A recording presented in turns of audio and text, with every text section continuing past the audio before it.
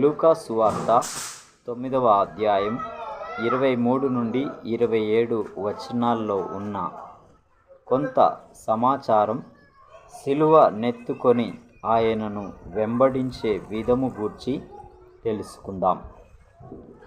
తన సమీప భవిష్యత్తును గురించి సంక్షిప్తంగా వివరించిన తరువాత యేసు తనను వెంబడించమని శిష్యులను ఆహ్వానించాడు.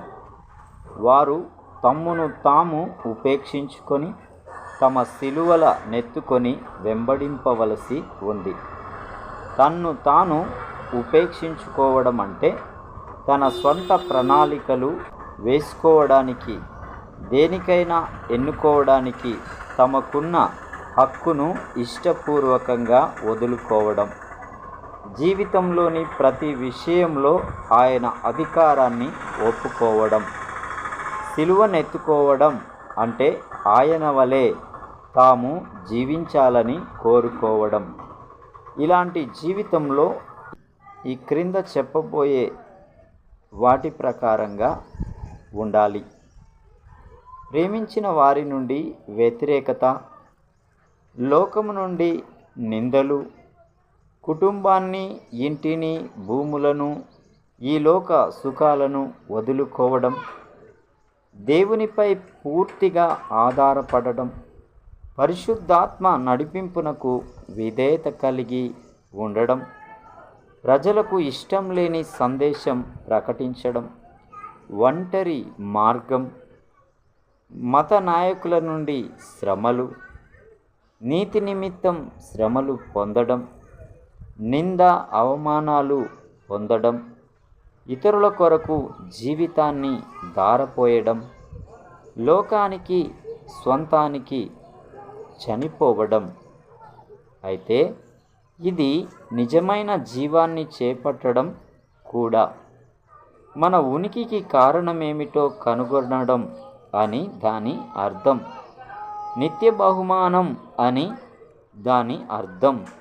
సిలువను ఎత్తుకునే జీవితము నుండి మనం సహజంగా వెనుదిరుగుతాం. ఇది దేవుని చిత్తమై ఉంటుందని నమ్మడానికి మనస్సు అంగీకరించదు. అయినా యేసు పలికిన ఎవడైనను నన్ను వెంబడింపగోరిన ఎడల అనే మాట అర్థం ఏమిటంటే, నన్ను వెంబడించడంలో ఎవరికి మినహాయింపు లేదు అని. స్వాభావికంగా మనం మన జీవితాలను స్వార్థపూరితంగా, సంతోషంతో, మన ఇష్ట ప్రకారం జీవించాలని కోరుకుంటాం.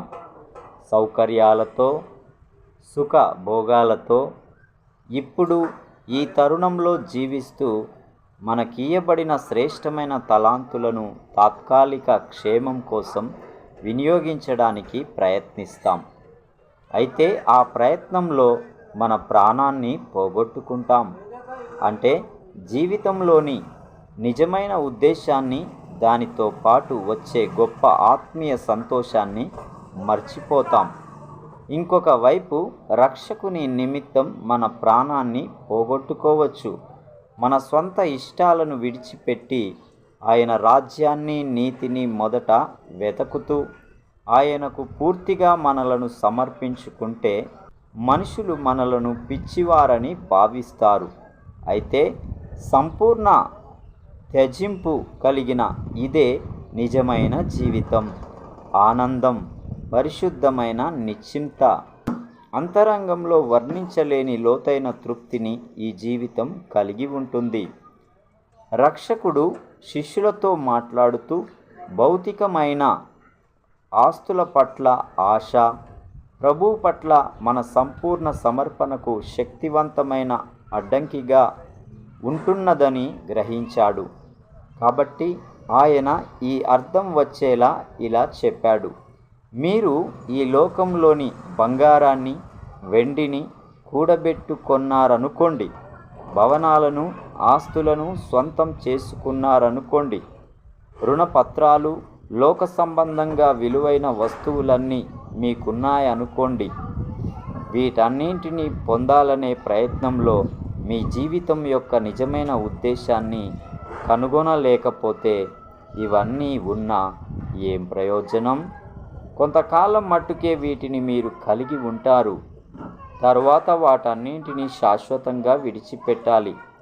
ఒకటి కొద్దిపాటిది అయిన జీవితాన్ని కొన్ని మట్టి బొమ్మల కోసం అమ్మివేయడం తెలివిలేని బేరమే అవుతుంది.